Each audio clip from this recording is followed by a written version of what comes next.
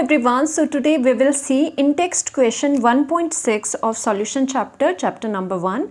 It says that calculate the mass of urea whose molecular formula is NH2CONH2 required in making 2.5 kilogram of 0.25 molar aqueous solution. हमें at last we have to make the 0.25 molar solution. aqueous का मतलब है कि यहाँ पर solvent कौन सा use होगा, water is used and solute क्या है, solute is your urea. तो total आपको 2.5 kg of this solution में कितना mass of urea डालना पड़ेगा वो आपको calculate करने को बोल रहे हैं, right? So यहाँ पर जो given है वो हम लिखते हैं. given आपके पास है mass of solution, जो देखो जो पूरा aqueous solution है उसका आपको मास है एंड उसी की मोलैलिटी भी गिवन है. ओके, मोलल का मतलब मोलैलिटी होगा. सो गिवन आपके पास क्या है, आई एम राइटिंग गिवन है mass of solution. Mass of solution जो एक्वस सॉल्यूशन आपका बन रहा है, टोटल उसका मास है आपके पास केजी में 2.5 kg. 2.5 kg हम इसको ग्राम में चेंज करते हैं तो इसके लिए हमें we need to multiply it by 1000. तो यहाँ पर आपका 1000 ग्राम आ जाएगा और यहाँ पर पॉइंट इसका कैंसिल आउट हो जाएगा. So finally we are having 2500 gram. Okay, so यहाँ पर 2500 आपका ग्राम आ चुका है mass. Okay, now what is the molality given to you. Molality जो है, molality is equal to of the solution, वो आपके पास 0.25 मोलल है. मोलल को स्मॉल m से रिप्रेजेंट करा जाता है, कैपिटल M से मोलैरिटी होती है. ओके, सो आपको कैलकुलेट करना है मास ऑफ यूरिया. तो हम क्या करेंगे कि हम लेट कर देंगे let the mass be m. Okay, so हम यहाँ पर लेट कर रहे हैं, जो हमें निकालना है let mass of urea which is your solute, जो कि आपका सॉल्यूट है. मास ऑफ यूरिया आपका कितना है, हम लेट करेंगे उससे m से लेट करेंगे और वो ग्राम में हमने लेट करा है. ऑलराइट, यहाँ तक कोई दिक्कत. Okay, and also we know that कि जो आपका सॉल्यूशन है वो कैसे बनता है.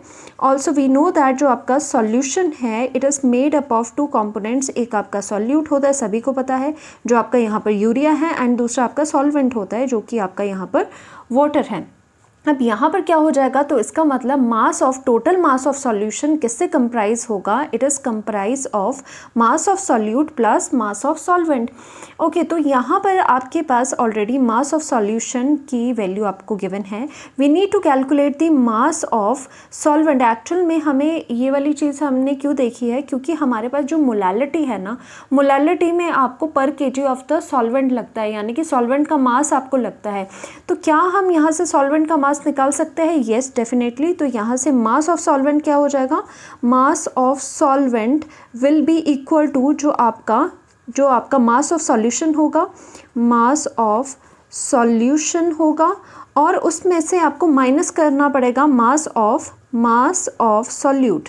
Okay, mass of solute, and mass of solute हमने लेट करा है m.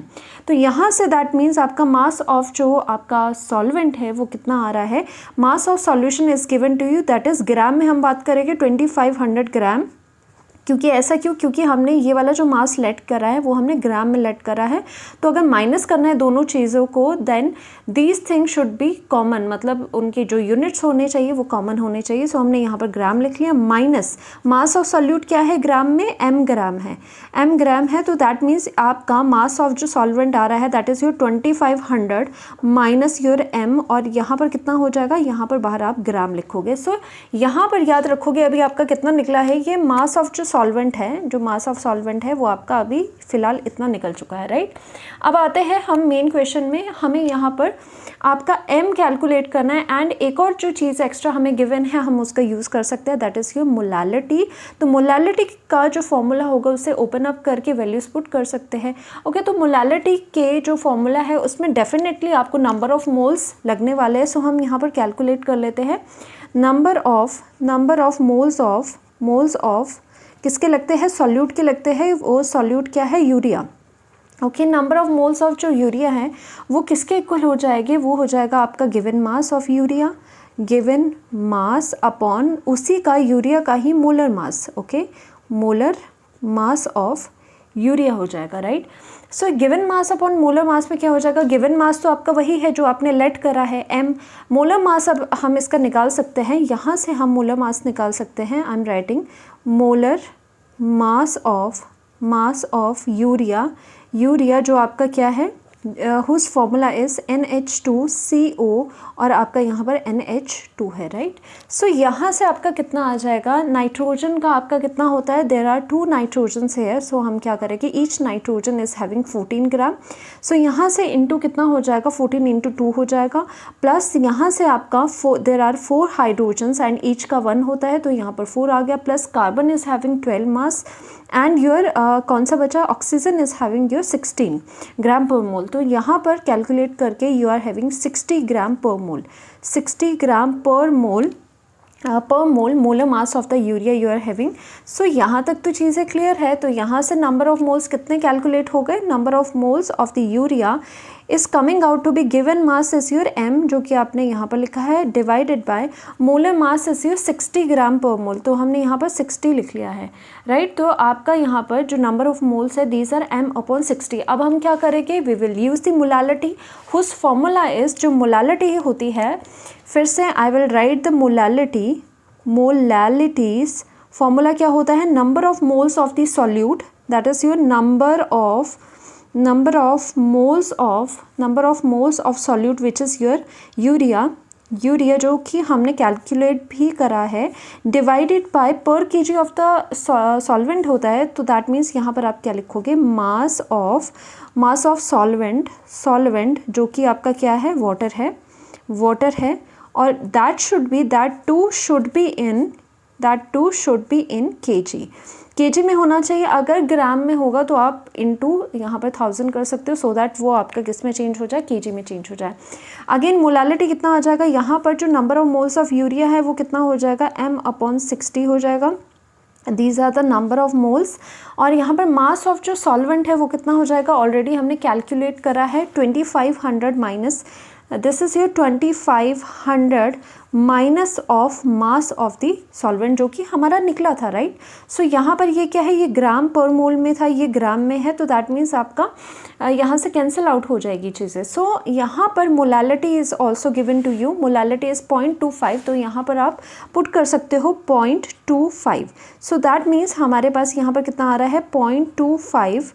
And also important thing is that this is in your grams. तो हमें तो यहाँ पर क्या चाहिए होता है, केजी में चाहिए होता है, बिकॉज ये चीज़ ग्राम में है। सो दैट मीन्स इसको हम यहाँ पर क्या करेंगे, यहाँ पर हम इंटू 1000 कर देंगे to make it in the kgs. तो यहाँ पर बिकॉज ग्राम में था, हमें 1000 यहाँ पर करना पड़ा। सो दैट मीन्स m/60 ये रेसिप्रोकल में है, so I can write m/60 into 1000 divided by 2500 minus of m जो कि मास है आपका सॉल्यूट का। ओके, जस्ट हमें अब यहाँ पे कैलकुलेशंस करनी है। यहाँ से 10 आपका कैंसल आउट हो चुका है, एंड यहाँ पर आपके पास कितना है, m 100 है, उसको एक साइड आप कर सकते हो इस तरह से, 100 m एक साइड कर लिए इज़ इक्वल टू, एंड इसके साथ यहाँ पर ये चीज़ें मल्टीप्लिकेशन में चलेगी, 6 इंटू दिस हो गया, 0.25 इंटू यहाँ पर 6 है, और साथ ही साथ अंदर आपका 2500 माइनस ऑफ आपका यहाँ पर m है, राइट।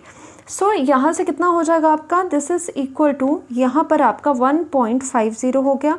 ओके, यहाँ पर आपका कितना हो जाएगा, 100 m हो जाएगा, and this is your again 2500 minus of आपका यहाँ पर m हो जाएगा, राइट। सो यहाँ पर आपका 100 m है, इज़ इक्वल टू, मल्टीप्लिकेशन करोगे you will get 3750 minus of 1.50 m। तो उधर को अगर आप ले जाओगे that would be in plus, तो प्लस अगर इसमें 1.50 करोगे you will get 101.50 m is equal to 3750।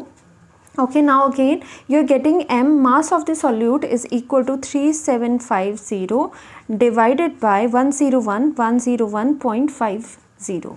Okay, so at last you are getting mass of the solute as 36.946 gram. Okay, this is the given mass of the solute, that means urea अगर आप इतना ग्राम solution में डालोगे 2.5 kg of 0.25 molal आपको solution तब मिलेगा जब आप इतना अमाउंट पर्टिकुलरली आप सॉल्यूशन में डालोगे। Thank you so much.